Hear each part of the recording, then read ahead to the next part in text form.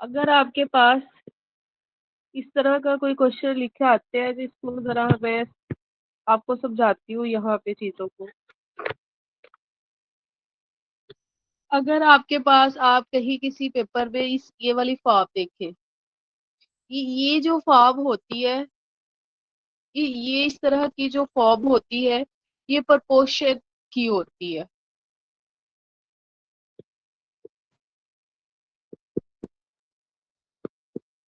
ठीक है।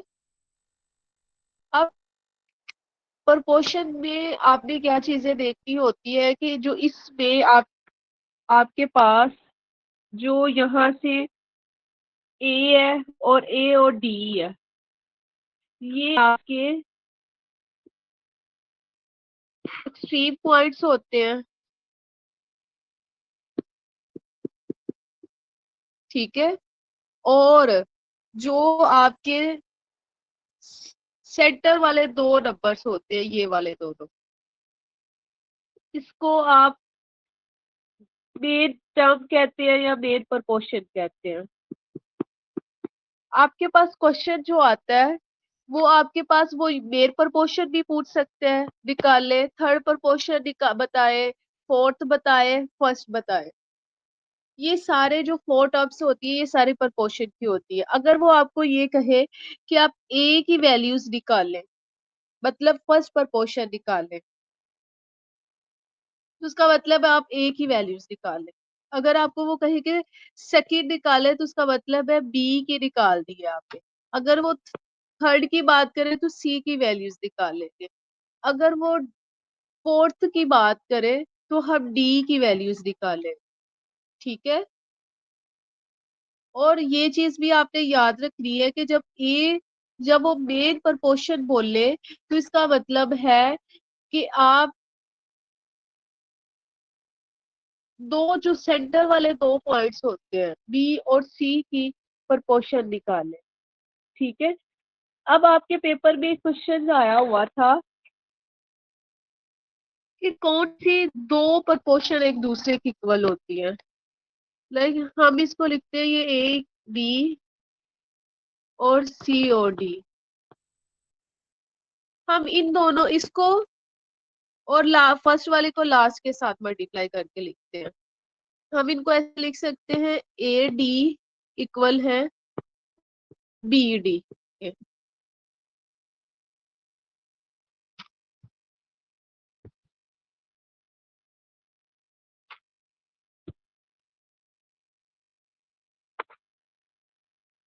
अब इसमें जो आपके पास ए डी है और ये दोनों है, इन दोनों का मतलब ये है कि आपका प्रोडक्ट ले रहे हैं ना आप।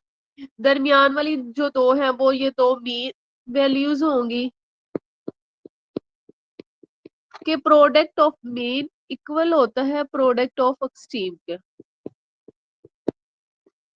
ठीक है। ये आपका एक क्वेश्चन आया हुआ था पेपर में, जिसमें वो डिफरेंट वैल्यूज को एक दूसरे के इक्वल रखता है, और जिसका जो करेक्ट आंसर था कि प्रोडक्ट ऑफ मीन इक्वल होता है प्रोडक्ट ऑफ एक्सट्रीम के। ठीक है। ये आपका सेंटर वाली दो वैल्यूज मीन होती है, और बाकी फर्स्ट वाली और लास्ट वाली जो वैल्यूज होती है वो आपकी एक्सट्रीम होती है। इस पे जो क्वेश्चन आते हैं और किस तरह के आते हैं, उस तरह के क्वेश्चंस को मैं लिखती हूँ और थोड़ा बताती हूँ आपको। लाइक फर्स्ट क्वेश्चन हम इस प्रोपोर्शन के टॉपिक से करते हैं जब, तो वो इस तरह के क्वेश्चंस आते हैं कि आपके पास 15, ये जब दो टर्म्स लिखी होती है तो इसका मतलब इन दो टर्म्स के दरमियान रेशियो है। ये जो डॉट्स है ना, ये रेशियो को जाहिर कर रहे होते हैं, और ये दरमियान में इक्वल, और बाकी जब टर्म आ जाती है तो फिर ये प्रपोर्शन बन जाती है, प्रपोर्शन की इक्वेशन बन जाती है। और इसके दरमियान में जब प्रपोर्शन को जाहिर करना होता है तो फोर टर्म्स लिखी जाती है। 10 प्रपोर्शन रेशियो एक्स। अब ये जो दो डॉट्स हैं ये रेशियो को जाहिर करते हैं, और जो फोर डॉट्स हैं ये क्वेश्चन को जाहिर करते हैं। इस तरह के क्वेश्चन को आपने कैसे सॉल्व करना है। अब इसमें आपके पास x लिखा हुआ है, तो आपको पता है कि आपने x को निकालना है। तो इस x को निकालने के लिए आपको क्या करना पड़ेगा कि फर्स्ट और लास्ट वाले को आपस में मल्टीप्लाई कर लें आप।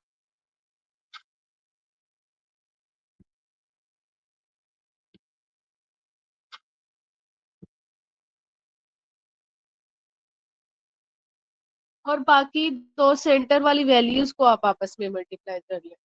इससे आपके पास हो जाएगा 15x इक्वल है 6 को 10 के साथ जरब दे तो वो 60 आ जाएगा आपके पास।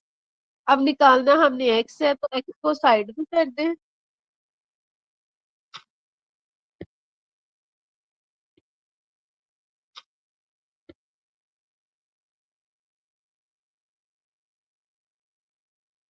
और जो ये 15 है इसको नीचे कर भेज दें।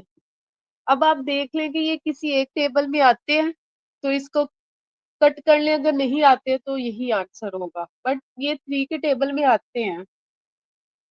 3 5 जार और 3 2 जार 6 और ऊपर 0 आ गए।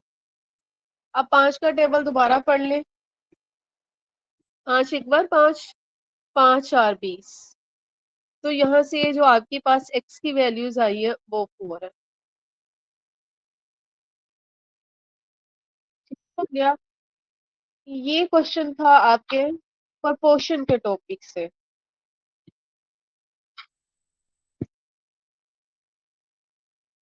और इस तरह के क्वेश्चंस भी आपको अपने जो इम्तियाज शाहिद वाली बुक है 2021 22 23 के पेपर्स में नजर आया होगा। ये क्वेश्चन भी यहाँ पे सॉल्व हुआ होगा। ये जो अभी मैंने क्वेश्चन करवाया है आपको, ये वाला क्वेश्चन है जो हमने सॉल्व किया। नेक्स्ट क्वेश्चन हम देखते हैं कि इसको हम कैसे सॉल्व कर सकते हैं। क्वेश्चन है नेक्स्ट आपके पास, आप लोग सारे अपनी कॉपीज निकाल के बैठे और खुद भी इसको सॉल्व करें। एक्स ये दरमियान में 4 रेशो आ गई है प्रोपोर्शन वाली, और दो नंबर्स के दरमियान हमेशा रेशो होती है और 4 नंबर्स के दरमियान प्रोपोर्शन का साइन होता है। ये जी आपके पास एक क्वेश्चन है, इसको सब लोग अपनी कॉपी के ऊपर सॉल्व करें। जब इसमें x की वैल्यूज आपने निकालनी है तो आपने क्या करना है, इन दोनों वाले नंबर्स को आपस में मल्टीप्लाई करवा देना है। सेंटर वाले दोनों नंबर, फर्स्ट और लास्ट वाले दोनों नंबर को आपस में। अब यहाँ पे आपके पास है 0.75 मल्टीप्लाई 8 इक्वल है 5x के। चाहे आप 5 मल्टीप्लाई 8 लिख लें या 5x लिख लें। अब आपको पता है यहाँ पे जीरो इशारिया है, तो ये पहले ये जो जीरो और इशारिया इसको खत्म करना पड़ेगा। और इसको खत्म करने के लिए सबसे पहले हम इशारिया का 1 लगाएंगे और आगे जितने नंबर है उतनी जीरो लगा देंगे और साथ और यहाँ से 5x। ठीक है। अब ये 100 या तो आप कट कर लें या आप ऐसे करके इस साइड पे मल्टीप्लाई करवा दें। अब ये भी काम कर सकते हैं कि ये जो 100 है इसके साथ 5 के साथ मल्टीप्लाई करवा दें और यहाँ पे x रख लें। अब निकालना हमने क्या है, हमने x निकालना है, तो हम x को साइड पे कर देंगे और बाकी नंबर्स को नीचे भेज देंगे इक्वल्स टू x। और अब इसकी आप कटिंग करें कि इसको कैसे सॉल्व करना है। इसको आप 5 के टेबल से भी कट कर सकते हैं। 5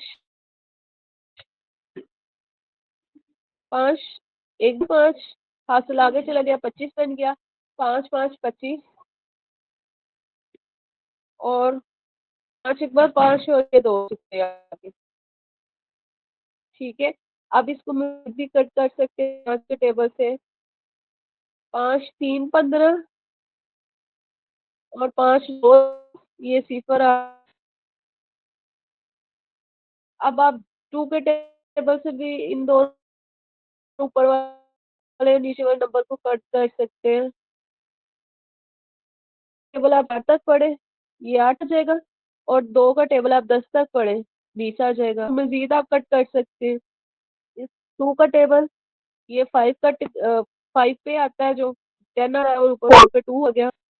अब इसको हम क्या कर सकते हैं, आप अब मजीद इसको नहीं कट कर सकते, तो ये 6 को 2 के साथ आप मल्टीप्लाई करें, सॉरी 3 को 2 के साथ मल्टीप्लाई करें तो ये 6 आ जाएगा और नीचे 5।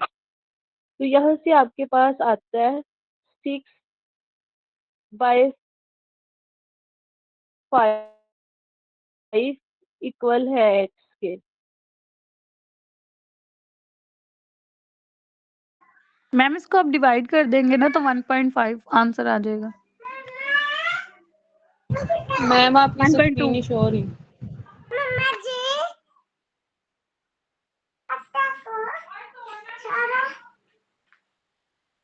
हमेशा स्क्वायर रूट के अंदर रखते हैं।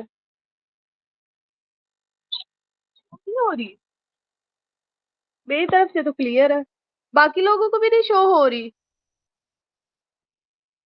हो रही है मैम, अब पहले नहीं हो रही थी। अच्छा, चलिए जी, आप इसको आपने अब करना है 6/5 को आपने डिवाइड करवा लेना है। ये डिवाइड कैसे करवाएंगे, ये 6 अंदर रखेंगे और इसको 5 पे, ये चला गया, एक हासिल आ गई। यहाँ पे 0 इशारे लगाओ, सिफर बढ़ाओ, और 5 का टेबल आप 2 तक पढ़ो तो ये 10 आ गया। तो आपका आंसर आ जाता है 1.2। ठीक है, चले जी नेक्स्ट देखते हैं। ये जी आपका ये वाले स्लाइड हो गया, आगे देखें। अब आप ये जो क्वेश्चन है ये तो बिल्कुल इजी है, ये आप लोग खुद भी कर सकते हैं। इसमें आपने इसको इसके साथ मल्टीप्लाई किया तो x आ गया, इन दो नंबर्स को आपस में मल्टीप्लाई किया तो 18 आ गया। तो ये आपका क्वेश्चन हो जाएगा। ठीक है, अब आपको समझ ये चीज आ गई है कि जब भी आपके पास प्रपोर्शन में क्वेश्चन आए और वो प्रपोर्शन में इस फॉर्म में लिखा हो, ये वाली फॉर्म लिखी हो, तो आपने उसको सोल्व कैसे करने, मेन सेंटर वाली दो वैल्यूज को फर्स्ट और लास्ट वाली को आपस में मल्टीप्लाई करके लिख देना। ठीक है, तो इस तरह, और जो आपके पास एक्स होगा वो उसको साइड पे करके बाकी वैल्यूज को नीचे भेज देना। तो इस तरह आपका प्रोपोर्शन का क्वेश्चन सॉल्व हो जाएगा। ठीक है, अब हम नेक्स्ट आगे देखते हैं कि उसकी टाइप क्या है। ये तो जस्ट प्रोपोर्शन का एग्जांपल्स थी और उसकी डेफिनेशन थी। आगे हमने देखना है कि उसकी टाइप क्या है, तो मैं टाइप भी यहीं पे समझा देती हूँ। इसकी जब भी आप टाइप की बात करते हो ना, तो इसकी दो किस्म की टाइप होती है। एक तो सिंपल, इसकी टाइप्स होती है सिंपल प्रोपोर्शन, और दूसरा कॉम्प्लेक्स प्रोपोर्शन।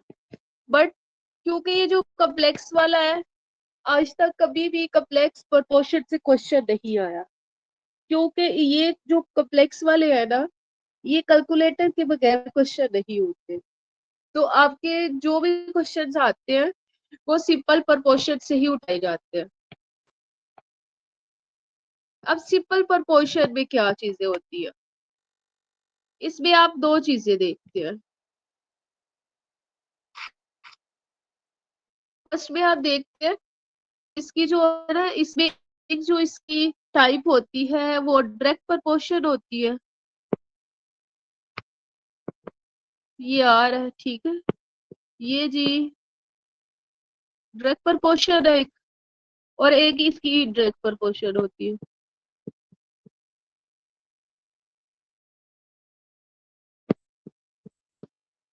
दो इसकी होती है। अब डायरेक्ट प्रोपोर्शन में क्या होता है, और इनडायरेक्ट प्रोपोर्शन में क्या होता है? जब आप बोलते हो ना डायरेक्ट, तो इसका मतलब ये होता है कि दोनों चीजें एक दूसरे के, दो चीजें होगी हम, और वो दोनों चीजें एक दूसरे के डायरेक्ट, मतलब कि अगर एक चीज बढ़ती है, ठीक है, मैं ये कह देती हूँ, एग्जाम्पल हम ले लेते हैं मैन की, डायरेक्ट की बात कर रही हूँ कि अगर कोई क्वेश्चन डायरेक्ट पे होगा ना, उस अगर मैन की तादाद बढ़ रही है ना, ठीक है, ज्यादा हो रही है, तो इसके साथ जो भी चीज दी होगी, अगर वो डेज देता है या कोई और चीज देता है, तो ये भी ज्यादा होंगे। और अगर पैर उसने कब दिए है, तो डेज भी वो कब ही बताएगा आपको। इससे नतीजा क्या निकला कि अगर एक चीज बढ़ती है तो उसके रिस्पेक्ट से दूसरी चीज भी बढ़ती है, ठीक है, और अगर एक चीज कब होगी तो उसके रिस्पेक्ट से दूसरी चीज भी कब होगी, ठीक है। तो ये होता है correct में। अब अगर एक चीज बढ़ती है तो दूसरी भी बढ़ी है, जो तीरों के निशान लगाए जाएंगे वो ऊपर की तरफ आएंगे हमेशा।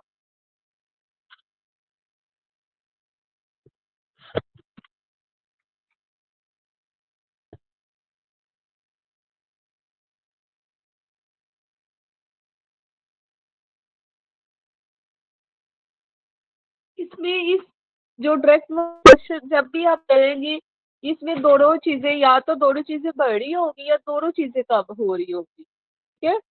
और इसमें जब भी आप तीर का निशान लगाएंगे तो दोनों चीजों के साथ सेम लगाया जाएगा, या तो दोनों ही वो नीचे होंगे या दोनों ही वो ऊपर होंगे। इसमें ऑपोजिट जो तीर का निशान है वो नहीं लगा सकते आप, ठीक हो गया। बट जब हम देखते हैं इनडायरेक्ट प्रपोर्शन पे, तो वहां क्या होता है वो मैं आपको बताती हूँ। इसमें अगर पैर की तादाद कब हो रही है ना, डेज इंक्रीज हो गए, ज्यादा हो जाएंगे, ठीक है। और अगर बैन तो फिर डेज का हो जाएगा। इसलिए एक चीज के बढ़ने से दूसरी चीज कब हो, ये दोनों चीजें इनडायरेक्ट में एक दूसरे के प्रोपोर्शन में होती है, ठीक है, कि एक चीज बढ़ेगी तो दूसरी भी बढ़ेगी, अगर एक चीज कम होगी तो दूसरी चीज ज्यादा हो। पहले में दोनों चीजें डायरेक्ट में होती है, इसमें दोनों चीजें इनवर्स में चली जाती है कि एक चीज अगर ज्यादा होगी तो दूसरी चीज कम होगी। अगर ये ऐसी है तो इसका मतलब है कि इसमें जब भी आप तीर के निशान लगाएंगे तो एक दूसरे के इनवर्स में लगाएंगे। एक चीज जो है ना वो इंक्रीज करेगी, एक का ऊपर की तरफ निशान लगाया जाएगा और दूसरे का नीचे की तरफ लगाया जाएगा, ठीक है। अब हमने ये देखा कि अगर इसमें दोनों निशान ऊपर की तरफ जाते हैं और इसमें एक निशान ऊपर की तरफ होगा एक नीचे की तरफ होगा, इसमें दोनों चीजें नीचे की तरफ नहीं हो सकती। अब जरा हम क्वेश्चन पे चलते हैं। क्वेश्चन मैं आपको दिखाती हूँ। अब यहाँ पे एक क्वेश्चन लिखा हुआ है, मैन और बर्गर। अब यहाँ पे आपको ये जो तीर के निशान बताए जा रहे हैं, ये आपको बता क्या रहा है कि दोनों सेम है, तो इसका मतलब है कि ये जो क्वेश्चन है ये आपका डायरेक्ट प्रोपोर्शन से लिया गया है, ठीक है। अब कोई क्वेश्चन आगे देखते हैं जो स्टेटमेंट वाला हो।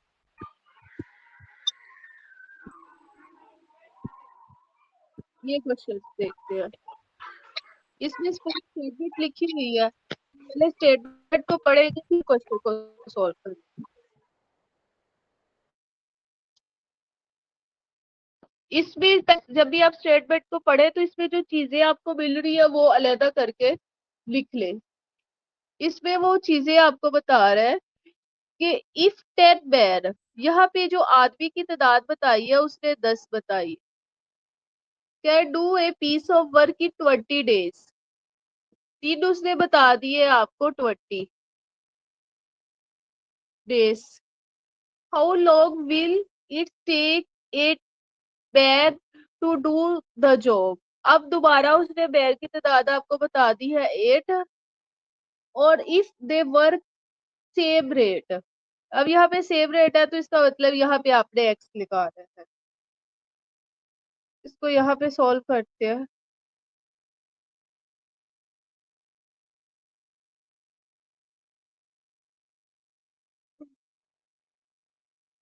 आपको क्वेश्चन में बताया गया था मैन और डेज का, मैन आपके पास 10 थे, उसके बाद 8 आए थे,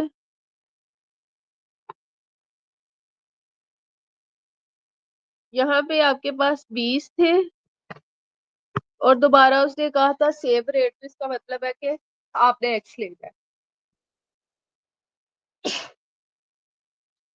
अब पहले तो आपको ये देखना पड़ेगा आपने तीर के निशान कैसे लगाने हैं, ठीक है। और आप इसमें देखें, जब आपके पास 10 दिन थे, या आपके पास जब आपके पास 20 दिन थे तो 10 लोग काम कर रहे थे, ठीक है। बट बाद में उसने क्या किया, मैन की तादाद को कम कर दिया, तो अब उसको काम करने के लिए ज्यादा डेज चाहिए होंगे। तो इसका मतलब क्या है कि जब दिन इंक्रीज किए तो यहाँ से जो मैन की तादाद है वो डिक्रीज हो रही है। पहले 10 थे उसके बाद 8 हो गए, तो क्या हुआ है, तादाद डिक्रीज हो गई है, ठीक है। और हम अपने तीर के निशान लगा लिए, इसका मतलब है ये क्वेश्चन, ये जो है ये डायरेक्ट प्रपोर्शन है कि एक इंक्रीज कर रहा है और दूसरा डिक्रीज कर रहा है, ठीक है। अब इस क्वेश्चन को सॉल्व कैसे करते हैं कि आपके पास, आपने देखना होता है कि ये तीर कहाँ से शुरू हो रहा है, ये यहाँ से शुरू हो रहा है, तो इसका मतलब है, और याद रखिएगा जो एक्स वाला होता है ना वो हमेशा ही ऊपर ऊपर की तरफ उसका तीर का निशान जाता है, ठीक है। और ये हमने x/20 लिख दिया, यहाँ इधर से तीर स्टार्ट हो रहा था, हमने यहाँ पे 10/8 लिख दिया। हमने निकालना क्या है, x निकालना है, तो इनको हम ऊपर मल्टीप्लाई करवा देंगे और x निकाल देंगे यहाँ से। इसको मैंने इसके साथ मल्टीप्लाई करवा दिया और x निकाल लिया। अब आप इसको क्या कर सकते हैं कि आप इसका टेबल पढ़ ले, 2 का टेबल पढ़ ले, 2 4 और 2 5। अब ये 4 का टेबल 5 तक पढ़ ले, 20 आ गया, और 5 और 5 को मल्टीप्लाई करें तो आपके पास आ 25। जाएगा 25, 25 ठीक है। समझ आ गई है, जी आ गई। क्वेश्चन पे चले।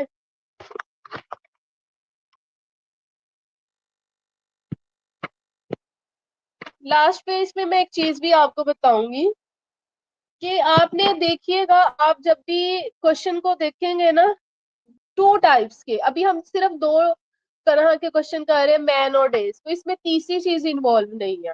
तो जब भी आपको 2 तरह की चीजें पूछी जाए तो उसमें मैन और डेज जब भी आते हैं तो एक का तीर का निशान ऊपर होता है, दूसरे का नीचे होता है। अब किसका ऊपर होगा, जिसके साथ x होगा उसका हमेशा ऊपर होगा और दूसरे का नीचे होगा। ये अब 95% ये चीज काम करती है। ठीक है, कि जब भी आपके पास 2 टाइप्स के क्वेश्चंस पूछे जाते हैं, उसमें अगर आपके पास डेज और मैथ का जिक्र हो रहा है, तो एक चीज ऊपर तीर का निशान जाएगा और एक चीज में तीर का निशान नीचे आएगा।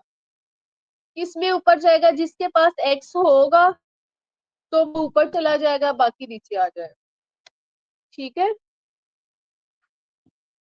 अब सेकंड क्वेश्चन आप देखें जी, इसमें क्या हो रहा है ये आप लोग, मैं आपको बताती हूँ, उसको सॉल्व आपने खुद करना है। यहाँ पे आपके पास 15 पेन है, डेज आपके पास 8 है। दोबारा उसने 10, पहले 8 डेज है फिर 10 कर दिए, और मैन की तादाद आपके पास 15 है। चले मैं यहाँ पे लिखती हूँ और आप लोग अपने रजिस्टर पे लिखे इसको, डेज और मैन। डेज पहले उसने 8 लिखे हुए थे, उसके बाद उसने लिखे थे 10, और मैन उसने 15, और उसके बाद आए थे एक्स, क्योंकि उसके बाद उसने नहीं थे लिखे, और इसका मतलब हम उसको एक्स लिखेंगे। ये 10, 15 और एक्स वाला तो हमेशा ऊपर ही जाएगा, ये हमने पहले ही लगा लिया। अब आप अब ये देखें कि 8 दिन थे पहले, 8 दिन उसने दिया 15 आदमी को। ठीक है, कि 8 दिनों में 15 लोग काम करें। जब वो दिन इंक्रीज करेगा तो कम आदमियों की जरूरत रह जाएगी। दिन इंक्रीज कर रहे हैं, मैन फिर कम हो जाएंगे। तो इसका मतलब अगर एक चीज ऊपर है तो फिर दूसरे निशान नीचे आ जाएगा। ठीक है, तो इसको आप खुद सॉल्व करें, इसको इधर मल्टीप्लाई करें, इसको इधर मल्टीप्लाई करें, 8 और 10 15, एक्स को साइड पे रहने दें, 10 को मल्टीप्लाई करें, 15 डिवाइड 8, इसकी आप कटिंग कर लें, ये 2 और ये 5 पे चला गया। अब होगा, इसको कंप्लीट करें जरा आप लोग।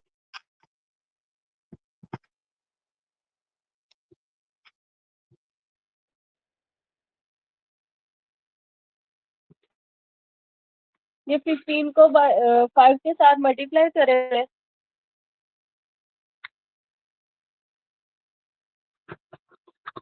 5 5 25, 5 लगा, 2 हासिल, 5 और 2 7 डिवाइड 4। अब देखिए कुछ बनता है इसमें, इसको अगर आप कट करने की कोशिश करें तो 4 एक बार 4, 3 हासिल आगे चला गया, 35 बन गया। और 4 का टेबल आप पढ़े, 35 कब आता है? आता भी है या नहीं आता? नहीं आता। नहीं, नहीं आता। तो क्या आंसर यही रहेगा?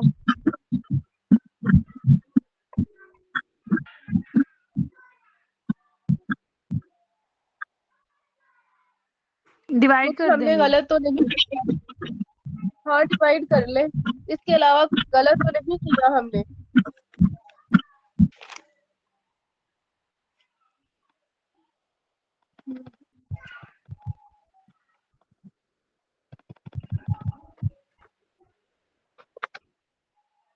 हमने यहाँ से जो एक चीज को नहीं देखा, उसमें हम देखते हैं कि हमने ऊपर की चीज को लिखना है और नीचे की चीज को लिखना है। तीसरा निशान कहाँ से शुरू होगा? तो यहाँ से x/15 आएगा। पहले इस तरह लिखें, आपको आंसर जल्दी मिल जाएगा और आपको सही भी होगा आंसर। यहाँ से ऊपर से तीर का निशान शुरू हो रहा था और ये 10, मैम इसका आंसर 12 आता है, 12। इसको आपस में मल्टीप्लाई करें और ये 10 इक्वल्स टू है 12। अब आएगा 12। आप 5 का टेबल 3 तक पढ़े, 5 का टेबल 2 तक पढ़े। 8 को 3 के साथ मल्टीप्लाई करें, क्या आता है? 24। 24 को 2 में डिवाइड करें तो क्या आता है? 12। तो आपके पास आंसर इसका 12 राइट आंसर।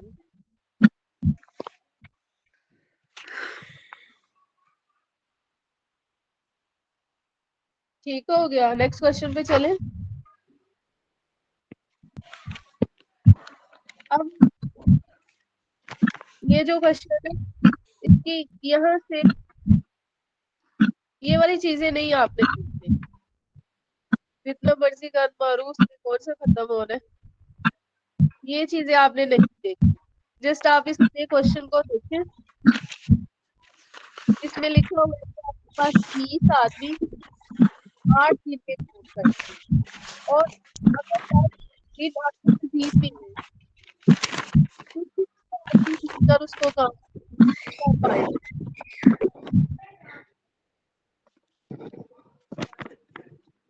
कर लेंगे इसको? मैम आपकी स्क्रीन नहीं शो हो रही। तो कभी नहीं हो रही। हो रही है शो। हाँ जी, हो रही है।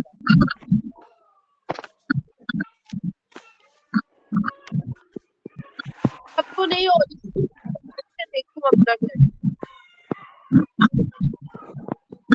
इस क्वेश्चन को जल्दी से करके मुझे बताएं क्या आंसर आ। मैम इसका आंसर है 16। सबने कर लिया है? जी मैम 16 है। इनको छोड़ना ही करके आगे चलते हैं। अब आपने देख रहे हो कि आपको अभी तक 3 क्वेश्चन उससे मिल चुके हैं जिसमें मैंने डेज के बारे में पूछा और तीर तीर के निशान दोनों के इनवर्स में थे, एक दूसरे के उल्टे थे। ठीक है, तो अगर आपके पेपर में इस तरह का मैन और डेज का क्वेश्चन आ जाता है तो आप चाहे उस क्वेश्चन को और पूरी तरह गौर से ना पढ़े, आपको नहीं समझ आ रही तीर के निशान कैसे लगाने हैं, तो सिर्फ अपने माइंड में ये बात रखिए कि अगर 2 चीजें पूछी जाए और वो भी मैन और डेज की फॉर्म में, तो आपने हमेशा तीर के निशान उल्टे लगाने हैं और ऊपर वही लगेगा जिसमें एक्स होगा और नीचे दूसरा वाला आ जाएगा। ठीक है, याद बात रहेगी ये वाली? हाँ जी, आवाज आ रही है? जी मैम याद रहेगी। जी मैम आ रही है। अब अगला क्वेश्चन देखिए। आप इनको हमने ना जल्दी से देख के आगे जाना। ये बस मेरे सारे करवाऊंगी नहीं क्योंकि आपको थोड़ी इसकी अंडरस्टैंडिंग होगी। हम आगे मजीद क्वेश्चन करेंगे जो करवाने वाले हैं। ये अब आप खुद भी कर सकते हैं। यहाँ देखें 20 आदमी है, यहाँ पे 14 डेज है। आदमी आपके पास 20 है और डेज आपके पास 40 है।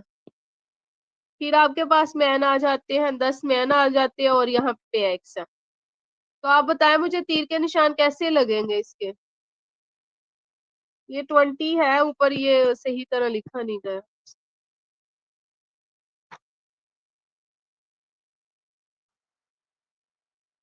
यहाँ पे बताएं तीर के निशान कैसे लगाए जाए?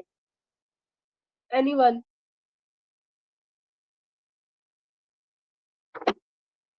बता 40 के साथ सकते हैं? 40 के साथ एक्स है ना, तो वो ऊपर को आएगा एरो, और 20 वाले के साथ नीचे को एरो आएगा। और हम जब इसमें डिवाइड में रखते हैं दोनों चीजें तो किस तरह रखते हैं? ऊपर कौन सा आएगा जहाँ से तीर शुरू होता है? जी x/40 और 20/10। आगे सॉल्व करना इजी हो गया ना? जी कर लेंगे। तो वो आप नेक्स्ट यस करवा मैम देंगे। इसका आंसर है 20। 80 आंसर है, सॉरी।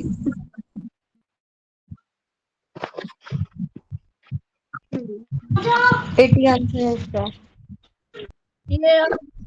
ये हमने कर ली है। यहाँ पे जो क्वेश्चन नंबर 6 लिखा हुआ है ना वो देखो, फिर आगे चलते। क्वेश्चन नंबर 6, ये दोनों क्वेश्चन सेम है। ये देखिए जहां जहां आपको डेज मिल रहा है ना, यहाँ पे भी डेज मिल रहा है, ये देख, यहाँ पे भी इस क्वेश्चन में डेज मिल गया, इसमें भी डेज मिल गया, इसमें भी डेज मिल गया, ठीक है। तो उसके रिस्पेक्ट से आपको मैन मिले या मशीन मिले, कोई चीज मिले, उसमें तीर के निशान उठते ही रहे, ठीक है।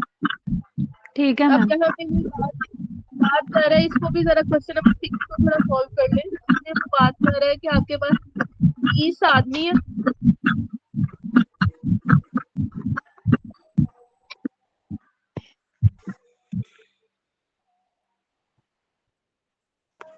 आदमी की तादाद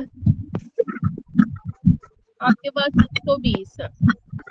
यहाँ पे मैं लिखती हूँ, आप लोग बस इसको करके दिखाएं कितनी समझ आ रही है।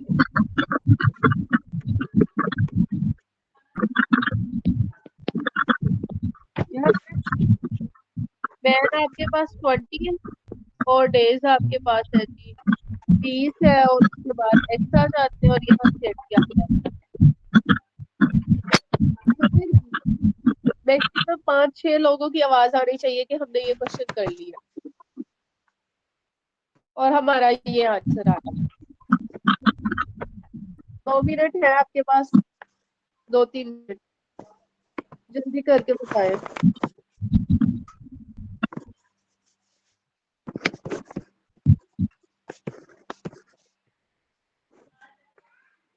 खुद ही आपने तीर के निशान लगाने हैं, खुद ही आप आंसर निकाल रहे हैं।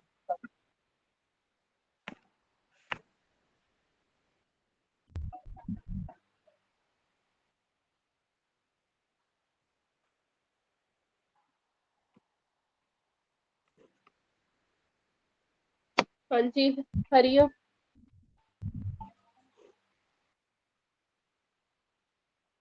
अभी तक किसी ने आंसर नहीं बताया।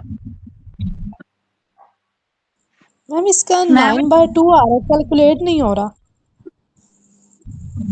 मैम इसका आंसर तो 450 है।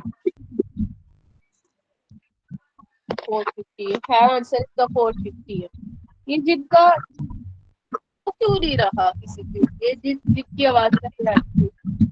मैम 450 है इसका आंसर। 55 है इसका। मैम इसका आंसर 45 है। जी जी, इसका आंसर 45।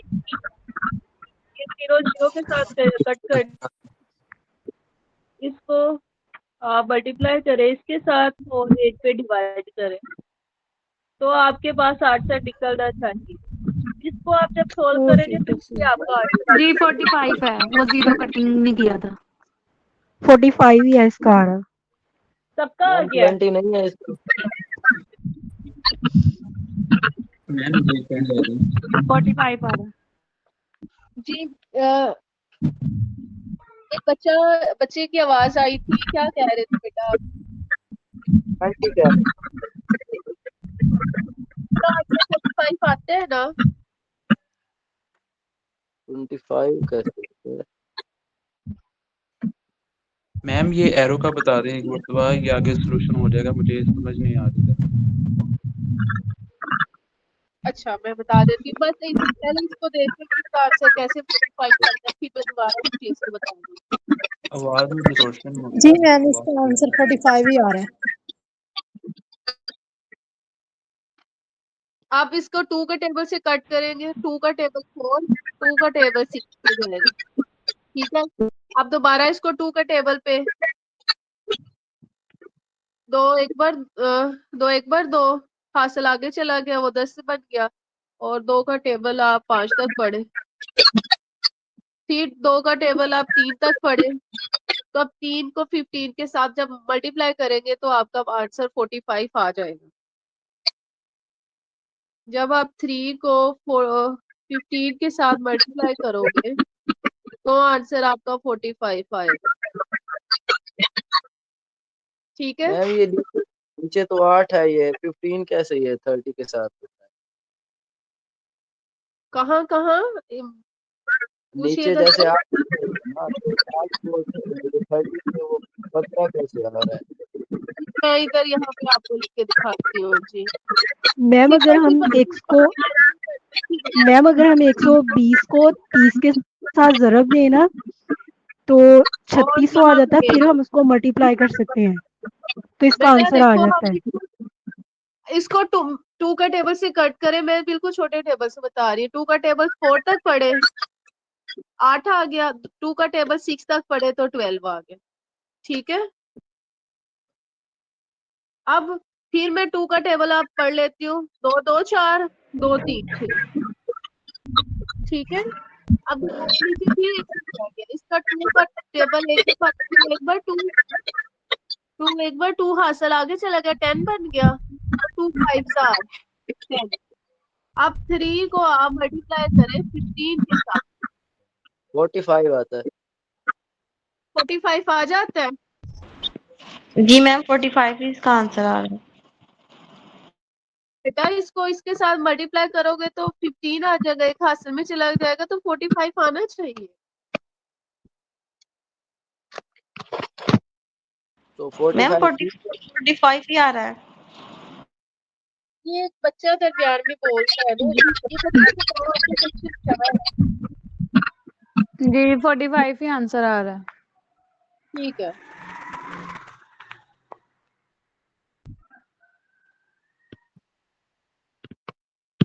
तो ये सारे क्वेश्चन कर लिए थे आपने। अब हम थोड़ा सा नई चीज को देखते हैं।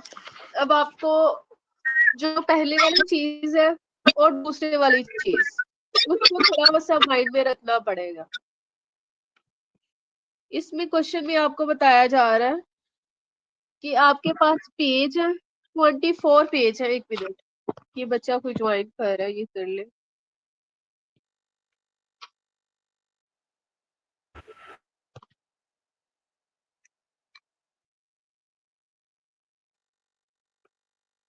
आपके पास 24 पेज है, 15 मिनट टाइम दिया गया है। ठीक है, the rate of page read पर मिनट। पहले उसने क्या दिया था, 15 मिनट। अब उसने बात की है पर मिनट, मतलब 1 मिनट है अभी आपके पास। अब दो चीजें यहाँ से बता दी, मिनट का मतलब टाइम बता दिया उसने, और साथ उसने पेज की तादाद बता दी आपको, जो कि आपके पास है 24। और बाकी आगे उसने नहीं बताया, तो इसका मतलब है कि वो आपने अब लेना है। ये ले जी, हम इसको सॉल्व करते हैं। आपके पास यहाँ पे टाइम है,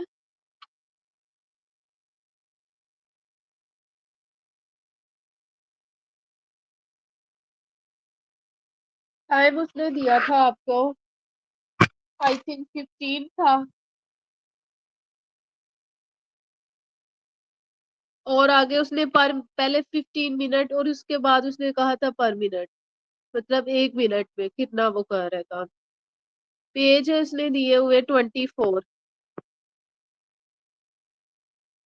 और फिर उसके बाद वो बताता है जी आपके पास एक्स है। उसने दूसरी पेज की दूसरी वैल्यूज नहीं थी बताई, तो उसका मतलब है कि आपने एक्स लेना है। ठीक है, अब डिसाइड ये करना है कि तीर के निशान कैसे लगाने हैं। एक्स वाला तो हमेशा ऊपर जाएगा। दूसरा देखें, पहले में वो कह रहे हैं कि आपको 15 मिनट मिलते हैं, आप 24 पेज पढ़ते हैं। ठीक है, अगर आपको 1 मिनट मिले तो बताएं कितने पेज पढ़े जाएंगे। 15 मिनट थे तो 24 पेज पढ़ेंगे, मिनट कम होंगे तो पेज भी कम पढ़े जाएंगे। ठीक है, देखो टाइम कम है तो काम भी तो कम होगा ना। पहले ये चीज ज्यादा थी तो यहाँ पे भी ये चीज ज्यादा थी, अब इसने ये चीज कम कर दी, तो इसका मतलब है ये वाली चीज ऑटोमेटिकली कम हो जाएगी। क्यों, अगर टाइम आपके पास कम है तो आप कम स्टडी कर सकते हो। अगर क्लास का टाइम आपका 10 मिनट हो तो आप बहुत कम पढ़ सकेंगे ना, और अगर आपका क्लास का टाइम 15 तक कर दे तो आप थोड़ा ज्यादा पढ़ लेंगे। ठीक है, तो इसका मतलब पहली जो चीज थी वो बड़ी है तो दूसरी चीज कम हो रही है। तो अगर ऐसा हो कि एक चीज बड़ी है तो दूसरी भी बढ़े, डेफिनेशन स्टार्ट में मैंने बता दी थी कि अगर एक चीज बढ़े और दूसरी चीज कम हो तो वो हो जाता है इनडायरेक्ट क्वेश्चंस में, जिसमें आपके पास ज्यादातर जो डेज वाले क्वेश्चंस होते हैं ना, वो इनडायरेक्ट वाले होते हैं, जिसमें तीर के निशान उल्टे लगाए जाते हैं। अब हम वो क्वेश्चंस देख रहे हैं, या आप ये देख लें कि जब आप टाइम की बात करते हैं ना, तो जितना टाइम ज्यादा होगा उतना काम ज्यादा कर सकेंगे, और जितना टाइम कम होगा उतना कम काम कर सकेंगे। ठीक है, उतना कम होगा मतलब टाइम ज्यादा है तो काम ज्यादा हो रहा है, एक चीज बड़ी है तो दूसरी भी बड़ी है। अगर टाइम कम है तो काम भी कम होगा, मतलब एक चीज कम होगी तो दूसरी चीज भी कम होगी। तो इसका मतलब ये है कि एक चीज के बढ़ने से दूसरी चीज भी बढ़ी है, और एक चीज के कम होने से दूसरी चीज भी कम हो रही है। तो अब ऐसे क्वेश्चंस को आप कहते हैं कि ये क्वेश्चन जो है डायरेक्ट प्रपोर्शन से लिए गए हैं, और डायरेक्ट प्रपोर्शन से जो क्वेश्चंस आते हैं उनमें तीरों के निशान ऊपर की तरफ हमेशा लगाए जाते हैं। ठीक हो गया। इस वजह से यहाँ से मैंने तीर के निशान दोनों ही ऊपर वाली साइड पे लगाए हुए हैं। और यहाँ पे मैं एक चीज आपको बता दूं, ये अपनी माइंड पे अपनी कॉपी के इंपॉर्टेंट नोट्स में लिख लीजिएगा। जब भी आपके पास डेज का वर्ड आ जाए क्वेश्चन टू पार्ट क्वेश्चन में, क्योंकि इसमें तीन क्वेश्चन भी आते हैं।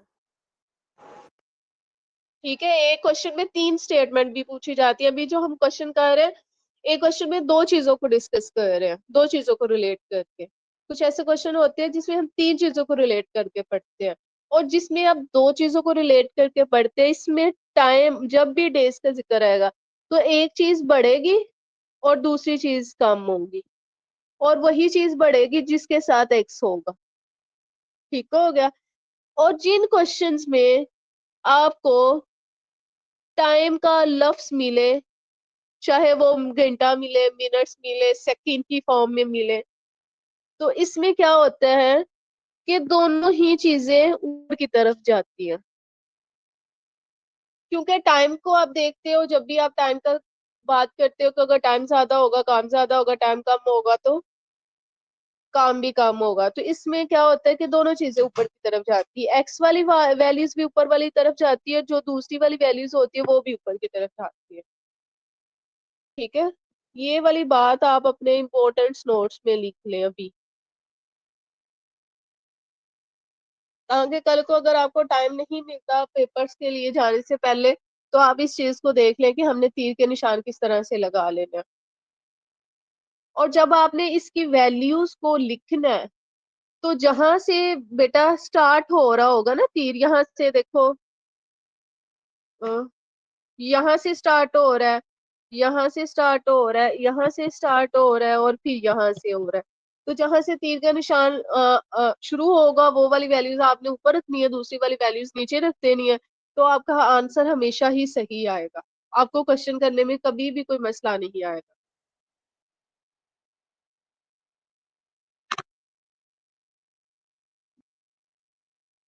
ठीक है, तो मैं इस चीज को अब रेज करती हूँ और क्वेश्चन की तरफ चलते हैं।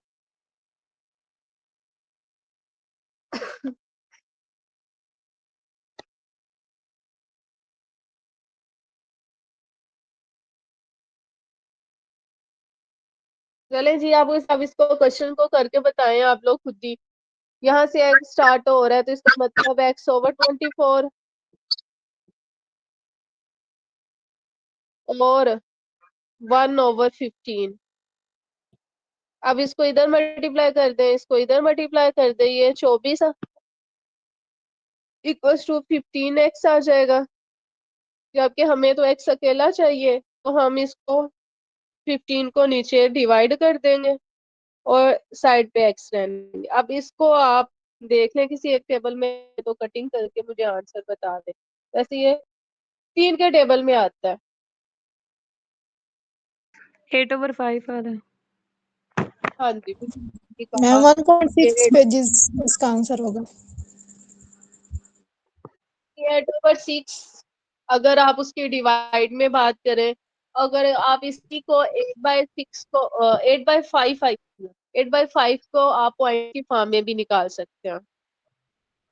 आप देख लो ना, टेप काट कर लो, 3 का टेबल जब 8 तक पढ़ते हो तो वो आपके पास 24 आता है, और 8 का टेबल जब 3 तक पढ़ते हो तो 15 होता है। तो ये 8/3 आपका आंसर है। आप इसको आंसर को आप डिवाइड करके इसका पॉइंट में भी आप आंसर निकाल। 1.6 1.6 भी राइट आंसर है। ठीक है, वो तब आएगा जब आप इसको 8 को अंदर आके 3 पे डिवाइड करते हैं। मैम इसको इस तरह से मैंने किया है 15 बाई इसको 1 से 15 है, कब 15 और ऊपर जो है ना मैंने हासिल लिया है उसको 9 हासिल हो गया, उसके साथ जो है ना वो जो इशारे है वो मैं ऐड आप किया। मैं आपको एक और चीज भी बता देती हूँ, वो मैं मेरे जहन में चीज पहले भी है, नहीं कि मैं आपको बताने से इसलिए डर रही हूँ कि आपकी जो चीजें मैं पहले बता चुकी हूँ वो कहीं सारे कंसेप्ट आपके हिल ना जाए। जब आप तीर के निशान लगा लेते हो ना ऊपर की तरफ, तो आप इनको ऐसे भी मल्टीप्लाई करवा सकते हो, सामने वाले को सामने के साथ, बजाय आप डिवाइड में जाके देख लिखे, जो बजाय आप तीर को निशान को देखें कि तीर कहाँ से शुरू हो रहा है, तो आपके तीर निशान अगर ऊपर है, सामने नंबर को सामने के साथ मल्टीप्लाई कर सकते हो। यहाँ पे आप कर सकते हो 15 डिवाइड 24, क्योंकि आपको सिर्फ x चाहिए। क्या ये सही बात कर रही हूँ मैं? हाँ जी। मैं यहाँ पे आपको दो चीजें बताती हूँ। एक चीज, पहली वाली बात तो शायद आपके जहन में अब है कि टाइम आएगा तो क्या करना है आपने, और जब डेज आएगा तो क्या करना है। मैं एक यहाँ पे छोटी सी चीज का इजाफा कर दूं, वो अगर अभी ये जो चीज बोलूंगी आपको ना भी समझ में आए ना तो इसमें कोई मसला नहीं, आप पहले वाला मेथड भी कर सकते हो। ठीक है, जब आप तीर के निशान किसी भी क्वेश्चन के अंदर लगा लेते हो ना, जैसे हमने फर्ज कर रहे हैं कि हमारे दोनों तीर के निशान ऊपर की तरफ है, ठीक है, तो उसका मतलब ये होता है कि आप इन दोनों नंबर्स को की क्रॉस मल्टीप्लिकेशन करवा लो। ठीक है, और अगर किसी का निशान ऊपर की तरफ है और किसी का निशान नीचे की तरफ है, तो इसमें सामने वाले नंबर्स को मल्टीप्लाई करवा लो। जैसे इसमें जब हम बात करते हैं तो हमें इस वाले क्वेश्चंस में टाइम मिलता है, और उसके रिस्पेक्ट से कुछ भी आपको लिखा मिल सकता है, चाहे वो पेज आए या कोई भी और तरह की, और इसमें आपके पास डेज आता है। जब आपको ये ना पता चले कि आपको ऊपर कौन सा नंबर रखना है और नीचे कौन सा रखना है, तो आप ऐसे भी उसको सोल्व कर सकते हो, तीर के निशान लगा के डेज में आए तो वो सामने सामने वाले नंबर्स को मल्टीप्लाई करवा दें, और जब टाइम की बात क्वेश्चंस के अंदर की जा रही है तो आप क्रॉस मल्टीप्लिकेशन करवा दें। ठीक है, आज का काम आपका ये है कि आपने ये देखना है कि अगर 4 नंबर्स के में प्रोपोर्शन निकालनी है तो कैसे निकालनी है। ठीक है, जो लेक्चर था हमारा इसी से स्टार्ट हुआ था, ABCD वाले, उसमें आप ए की प्रोपोर्शन निकाल सकते हैं, बी की निकाल सकते हैं, सी की निकाल सकते हैं, डी की निकाल सकते हैं। वैसे तो वो इसमें जब क्वेश्चन देते हैं तो वो कहता है कि 4 प्रोपोर्शन निकाल ले, थर्ड निकाल ले, सेकंड निकाल ले, या मेन प्रोपोर्शन निकाल ले। इसमें आपने एक चीज याद रखनी है कि हमेशा ही प्रोडक्ट ऑफ मीन इक्वल होता है प्रोडक्ट ऑफ एक्सट्रीम के। ठीक है, दूसरी बात, आपने ये टाइम वाले क्वेश्चंस को करना है और डेज वाले क्वेश्चंस को करना है। ठीक है, आज के लिए इतना ही काफी है। ये क्वेश्चन मैं अभी आपके ग्रुप में सेंड कर रही हूँ, इसको प्रैक्टिस के लिए कीजिएगा। इंशाल्लाह जब हमारी नेक्स्ट क्लास होगी ना तो मैं कोशिश करूंगी उस क्लास में हम जो है ना 3 टर्म्स वाले क्वेश्चंस को डिस्कस करें। जैसे किसी में टाइम भी आता है, डेज भी आ जाता है, और साथ कोई और जैसे पेज है, तो 3 तरह की चीजें जो आती है वो हम जब भी मैथ का लेक्चर कोई होगा ना तो उसमें डिस्कस करेंगे और उसके मेन पॉइंट्स को हम निकालेंगे कि हमें अगर ये इस तरह के randomly कोई 4-5 क्वेश्चंस मिलते हैं तो उनका निचोड़ निकाल के हम अपने पास एक छोटा सा रिजल्ट बना लेंगे। ठीक है, तो आज के लिए काफी है। इंशाल्लाह जब नेक्स्ट क्लास में मिलेंगे तो फिर उस चीज को सॉल्व करेंगे। अगर किसी का कोई क्वेश्चन है तो वो बता दे।